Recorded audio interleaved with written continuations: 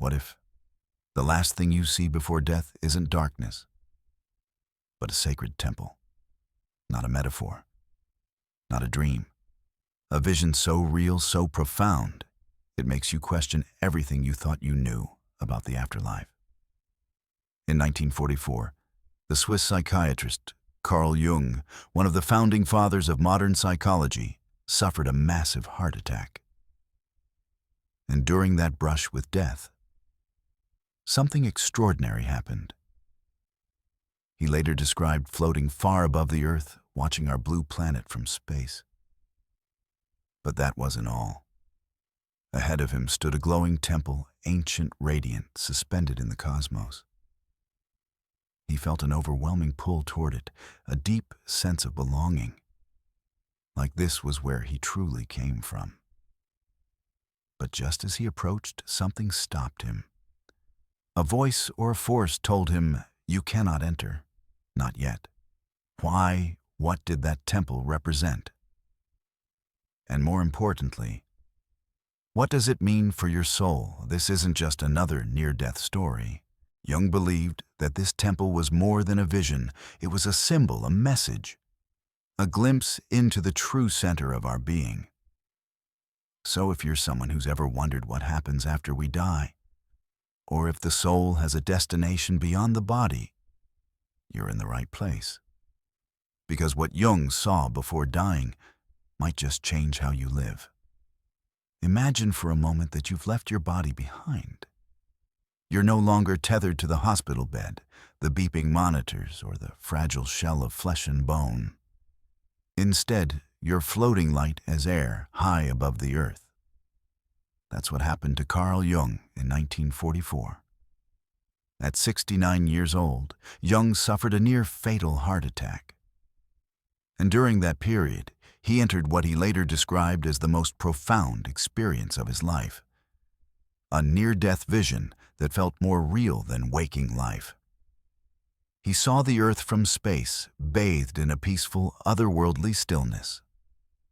But his attention was pulled toward something far more mysterious, a temple. Not a church, not a palace. A stone temple, ancient yet pristine, suspended in a vast cosmic silence. It wasn't built by hands. It existed outside of time, glowing with a soft, golden light, the kind of light that doesn't just illuminate, it invites. Jung described it as a place of extraordinary beauty and sacredness. It radiated a profound sense of stillness, of eternal meaning. There were no words yet, its presence spoke volumes. And here's what's remarkable, he felt drawn to it, as though this was where he truly belonged. He later said, "I had the feeling that everything in my life had led to this place." Have you ever entered a space, physical or emotional, that felt like a home you had forgotten? That sense of instant familiarity, of spiritual alignment. That's what Jung felt. But just as he approached the threshold, ready to enter, something stopped him. A barrier, a presence. He was told he couldn't go in. Not yet. This moment of denial wasn't random, because inside that glowing temple, Jung saw someone, a familiar face, Wolfgang Pauli, his friend and collaborator, who had died shortly before. Pauli was already there inside. Think about that. A soul Jung had known in life was waiting inside the temple, and Jung was not yet ready to join him. What could that possibly mean? This wasn't just a hallucination. Jung was a man of both science and symbol. He didn't take visions lightly. To him, this temple was not a dream, but an archetype, a powerful symbolic structure buried in the deep layers of the collective unconscious. In his words, this vision revealed the highest meaning of existence. But the most important detail, the fact that he was not allowed to enter. And that denial carries a message, a lesson, not just for Jung, but for all of us. Because if a man who spent his entire life studying the human soul wasn't ready to enter, What does that say about our own spiritual readiness? What is this temple? Why did Jung feel such deep belonging and such abrupt rejection? Let's break this down. First, the temple. In mythology, temples are places of initiation, sacred thresholds between the human and the divine. In Jungian psychology, the temple is often seen as a symbol of the self, with a capital S, not the ego, not the personality, but the deepest, most integrated form of the soul. This self is what we move toward through a lifelong process Jung called individuation, the integration of the conscious and unconscious, the light and the shadow, the ego and the deeper soul. In this vision, the temple was the final destination of that journey. Not heaven in a religious sense, but the center of the soul, the place where all parts finally come into wholeness. But Jung wasn't done yet. His work of individuation wasn't complete. That's why he couldn't enter. This moment, this sacred denial, wasn't a punishment. It was a message there is still work to do. The fact that Pauli was already inside suggests something powerful. It hints at the personal nature of this spiritual journey, that we don't all cross the same threshold at the same time. Some souls may be more prepared, others may still be unfolding. It also raises an uncomfortable but necessary question. If death came today, would you be ready to walk into your own temple? Not in terms of religion, not in terms of perfection, but in terms of alignment. Have you faced your shadow? Have you begun the journey inward? Are you living a life that is moving toward wholeness, or are you still living in fragments? Carl Jung's temple was real to him, more real than this world, he said. And whether you see it as a literal afterlife vision or a symbolic dream from the unconscious, the message is the same. There is a place your soul remembers, and it's calling you. But you cannot walk into it unprepared. This is not about fear. It's about awakening. This is not about superstition. It's about symbolic truth. Jung's experience challenges us to look beyond the physical, beyond the ego, beyond what we think life is about. It reminds us that there is a sacred architecture inside each of us, a temple waiting to be built, stone by stone, choice by choice, healing by healing.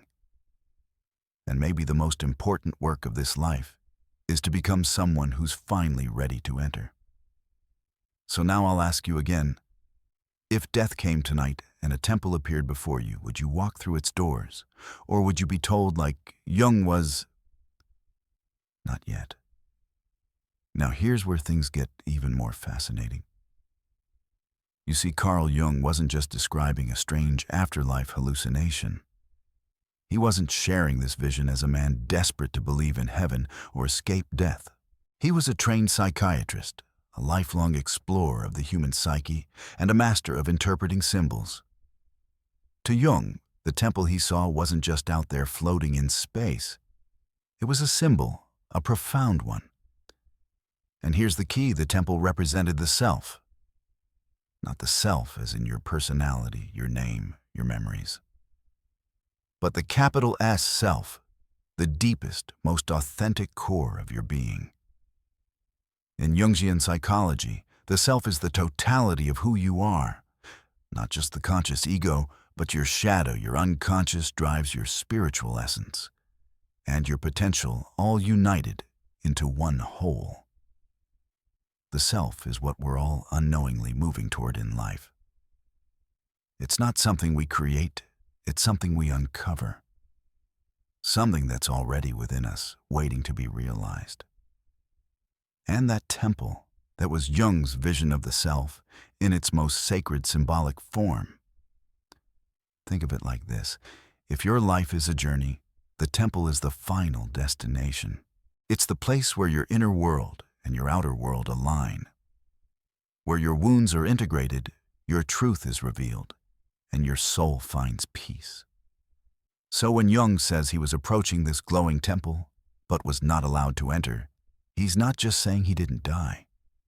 he's saying my journey toward the self wasn't complete yet. That's powerful. Because in this framework, death is not an escape. It's not a reward or punishment. It's a threshold, a sacred crossing point. And whether or not your soul is ready to cross that threshold doesn't depend on how good you were, but how whole you've become. This leads us to the next major point. Jung saw the doorway of the temple as a boundary, a line between two dimensions. On one side, the world of form of ego, time, suffering, illusion. On the other side, the world of truth, of union of consciousness beyond separation. And that threshold is guarded not by a figure, but by your own readiness. Have you faced your inner wounds? Have you made peace with your darkness? Have you aligned your soul with your actions? These are not religious questions. These are psychological and spiritual questions. And for Jung, the answer was not yet. That's why he couldn't enter. Now let's take a step back. We often think of the afterlife in literal terms, heaven, hell, angels, judgment. But Jung believed that these ideas were metaphor symbols for deeper truths that live inside us. The real work isn't about escaping death.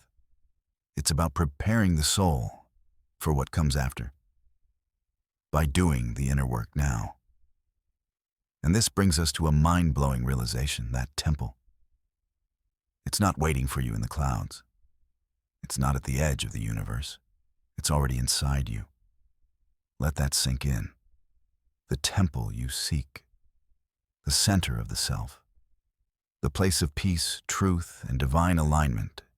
It lives within your own psyche. It's been with you since birth, but most people never find it. Why? Because we spend our lives chasing the outer world. Success, validation, control. But the path to the temple doesn't move outward, it moves inward. Jung called this lifelong inward journey, individuation. It's the process of becoming who you really are, beneath the masks, the trauma, the roles society gave you. It's a path of self-awareness, of integration, and ultimately, of transformation. So when Jung was denied entry, it wasn't a punishment. It was a signal that his soul still had more to integrate, more to learn, more to become. And if a man like Carl Jung, who devoted his entire life to exploring the unconscious, healing others, and walking the spiritual path, still wasn't ready, what about the rest of us? That's not meant to scare you. It's meant to awaken you. Because this story isn't just about what happens when we die. It's about how we live, right now. The truth is, we're all walking toward a temple whether we know it or not. And every choice you make, every truth you face, every shadow you integrate, brings you one step closer to its doors. And maybe, just maybe, when the time comes for your final breath, whether you see a light or a tunnel or a glowing temple in the stars, it won't matter. What will matter is who you've become on the way there. So here's the question that lingers long after Jung's vision fades. If the temple he saw wasn't just a place, but a symbol of the self, then what does that mean for us, the living? What does it mean for you? Let's go back to the core of Carl Jung's philosophy. He believed that life isn't just about survival or success. It's about integration, about taking all the parts of ourselves, the light, the dark, the conscious, the hidden, and bringing them together into a unified whole. He called this journey individuation.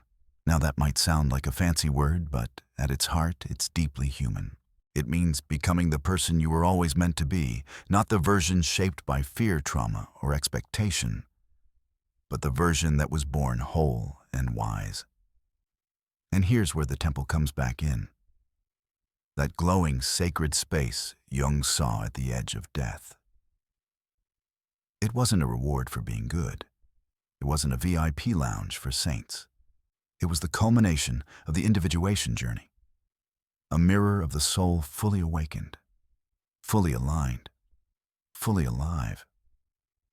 But, and this is important, not everyone is ready to step through its gates, not because they're bad or broken, but because they're unfinished. You see, most of us walk through life wearing masks. We're taught to ignore our emotions, suppress our desires, hide our wounds, and perform for the world. We chase success, approval, or comfort, but we rarely ask, who am I? Really, what parts of me have I locked away? Am I moving toward wholeness, or am I just surviving? And Jung's vision throws that question into stark relief. Because in that moment when he stood before the cosmic temple, he realized something humbling and profound. And even after a lifetime of studying the psyche, helping others heal, diving into the unconscious, he still wasn't ready to enter. He still had more integrating to do, more learning, more surrender, more remembering. And that brings us to you. Where are you on that journey? You don't need to be a therapist, a monk, or a mystic to walk the path of individuation. All it takes is the willingness to face yourself fully, to acknowledge the parts you've rejected, to heal the wounds you've buried, to stop running from the silence inside you. Jung believed that each of us carries within us an archetypal map, a blueprint guiding us back to the self. But most people never follow it. They get lost in the noise, the ego, the fear of change. And yet, if you've ever felt that quiet pull inside, like there's something more to your existence, if you've ever looked at your own reflection and thought, I know there's a deeper version of me under all this, then you're already on the path. That's the invitation the temple gives us. Not to wait until we die to find meaning, but to live as if that temple is already within us. Because it is. Jung once said, your vision will become clear only when you can look into your own heart. That's where the temple begins, not in some distant afterlife, but in the courage to face yourself right here, right now. So let me ask you, not as a narrator, but as a fellow traveler, are you avoiding parts of yourself because they're painful? Are you chasing a version of success that leaves your soul empty? Are you living someone else's story instead of writing your own? These aren't questions meant to shame you. They're meant to wake you up.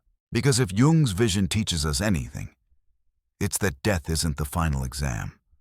Life is. And the temple isn't something we get into by pleasing some divine authority. It's something we become ready for by doing the deep work of becoming whole. The truth is, there's a temple inside you right now. You may not see it yet. You may not feel worthy of it. You may have spent years building walls around it. But it's there. And every time you forgive yourself, every time you face a shadow instead of avoiding it, every time you choose truth over comfort, you take a step closer to its doors. So now I'll ask you the question Jung never stopped asking himself, are you ready to enter your own temple? Not someday, not at the end, but today. Because the soul doesn't wait for the body to die to evolve. The soul begins the moment you say yes to the journey inward. Carl Jung wasn't afraid of death, not because he had all the answers, but because he understood that death wasn't the end. It was a transition, a mirror, a final test not of what we've done, but of who we've become. For Jung, death was never about punishment or reward. It was about realization, a return to something ancient, something sacred, something true. And in his near-death vision, that truth took the form of a temple, a glowing cosmic structure that stood as a symbol of the eternal self. Not everyone sees it, and not everyone is ready to enter. Because that temple isn't a place you can earn your way into. It's not a destination on a map. It's a reflection of the work you've done inside. Only the soul that has faced its shadow, healed its wounds, and walked the path of integration can truly stand at its threshold and be welcomed in. That's what Jung realized. And that's what he left behind, not just as a warning, but as a gift. So now I'll ask you, what would your soul see if you were to die tonight? Would you be greeted by silence, a door, a temple of your own? Would you feel ready to enter? Or would there still be something left, unfinished? These aren't easy questions. But they're the questions that matter most. And if this stirred something inside you, if even a part of you whispered, "I want to find my temple," then don't let this be the end of the conversation. Subscribe for more videos that explore the soul, the shadow, and the symbols that guide us home. Comment below, what do you think the temple means in your life journey, and turn on notifications, because next week we're diving even deeper into Jung's forgotten teachings on the afterlife and the unconscious. Remember this, the temple isn't out there in the stars. It's within you. And every moment you live with awareness, every truth you embrace, every fear you face, brings you one step closer to its door. Until next time, keep walking inward